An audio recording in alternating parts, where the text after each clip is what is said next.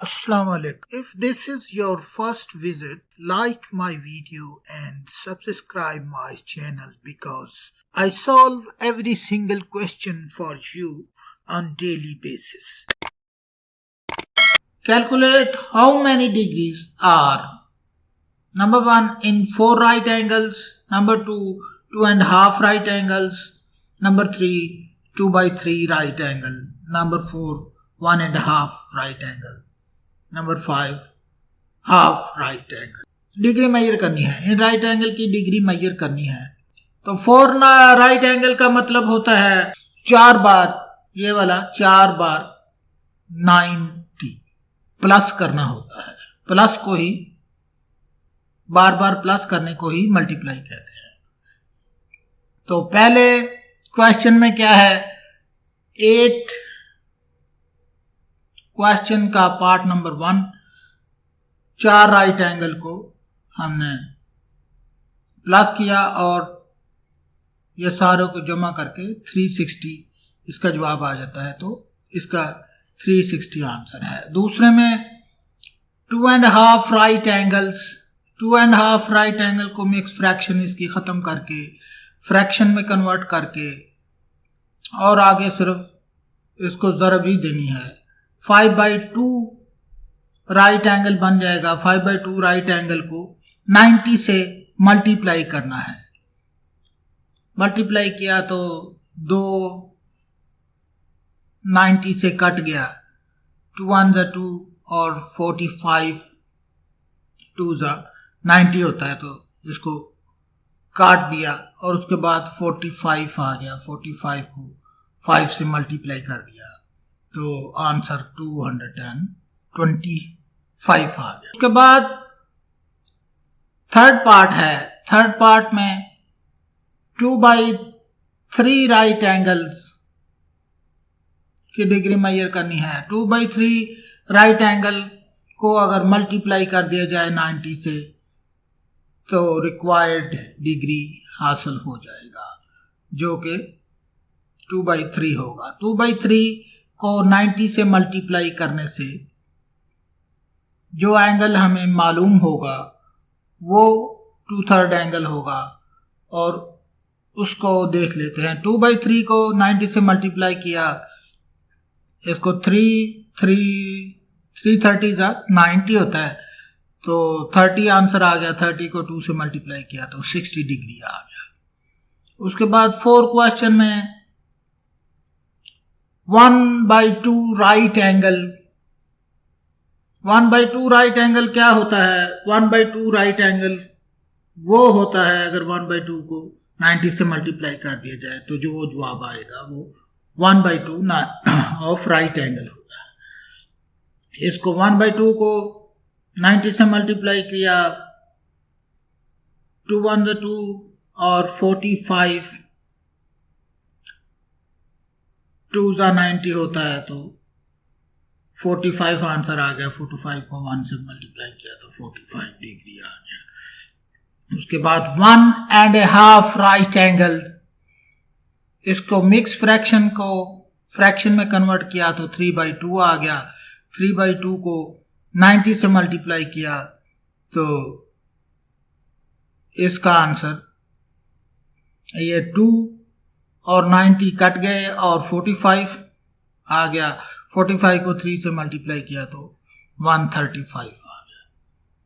तो ये क्वेश्चन बाद क्वेश्चन 9 करना है। क्वेश्चन 9 क्लासिफाई करना है हमने।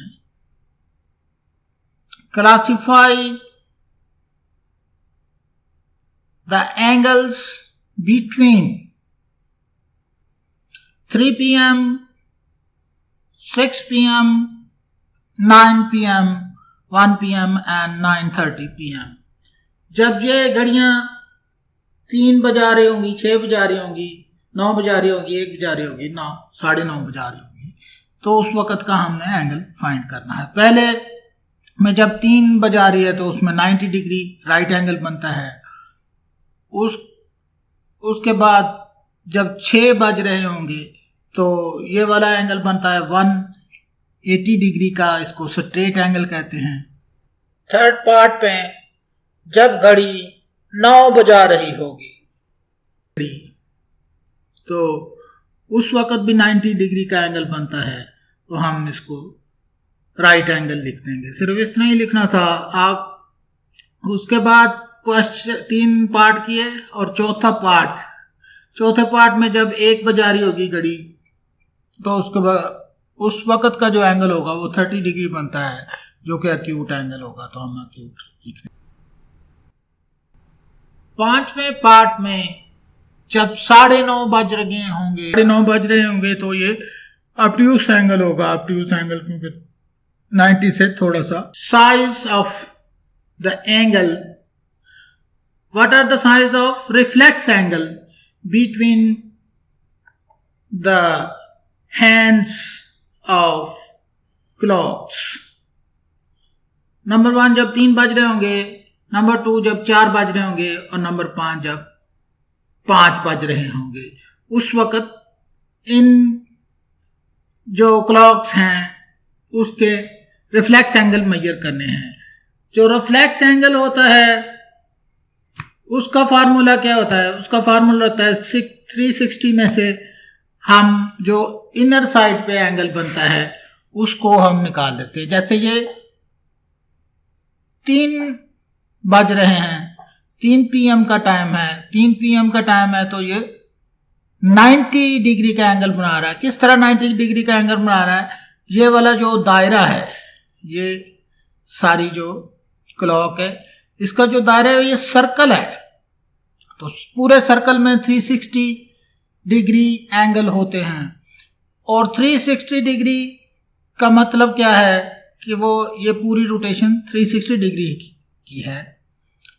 और अंदर जो भी डिवीजन है, जो भी ये 12 डिवीजन है, तो इसमें से हर एक डिवीजन 30 डिग्री के एंगल के बराबर है।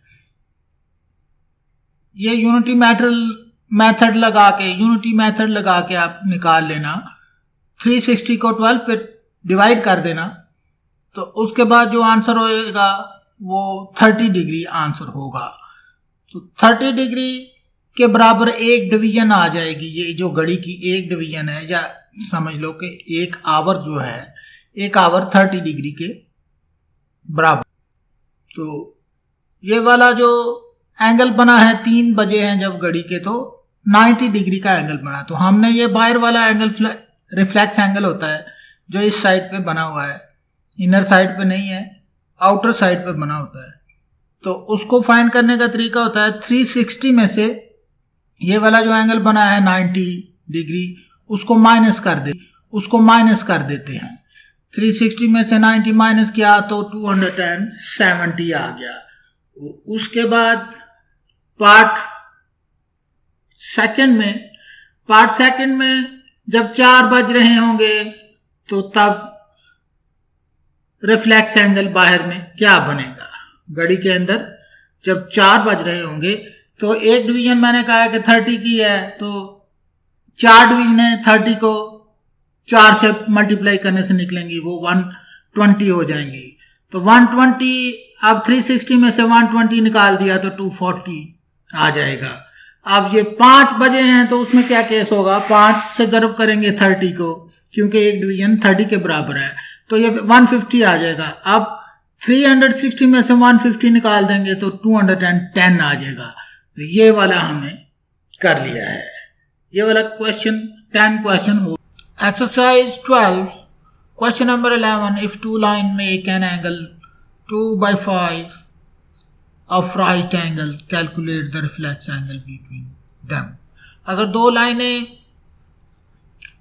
राइट एंगल का 2/5 एंगल बनाएं, तो जो रिफ्लेक्स एंगल बनेगा उस रिफ्लेक्स एंगल को कैलकुलेट करना है।